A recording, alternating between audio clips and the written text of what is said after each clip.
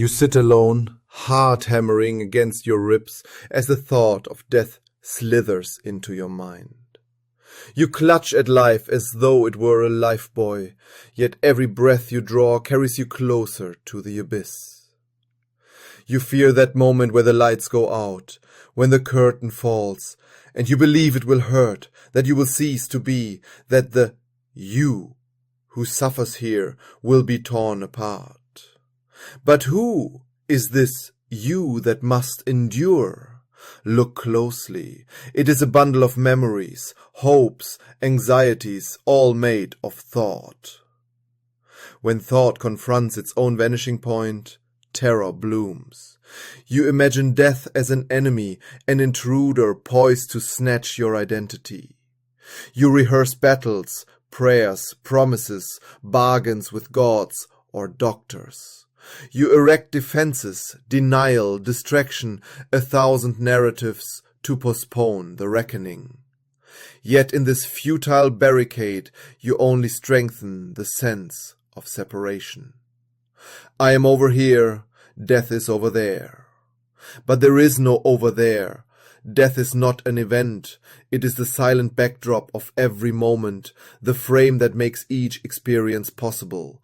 You live only because death is already here, woven into the fabric of your being.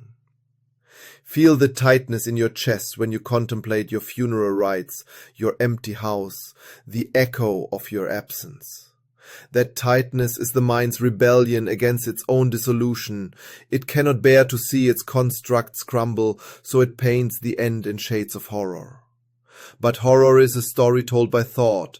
When you see that fear is nothing but a play enacted by imagination, the performance falters. You discover a curious space at the core of dread, a void so vast that it swallows even the idea of annihilation. And what if death arrives as a friend? What if the last exhale is not a tragedy, but the final gesture of welcome? A release of all the strained effort to remain someone. In the moment when you no longer fight, there is a strange clarity. The knotted threads of past and future untangle, and only this breath exists, unfettered, unafraid. You realize that life and death are not two separate ends of a stick, but one seamless movement, like the in-breath curving into the out-breath. So laugh at your terror, it is the mind's absurd drama, an opera without audience. Drop the script that tells you must survive at all costs. In the stillness that follows, the fear dissolves. And you glimpse the luminous simplicity beneath your struggles.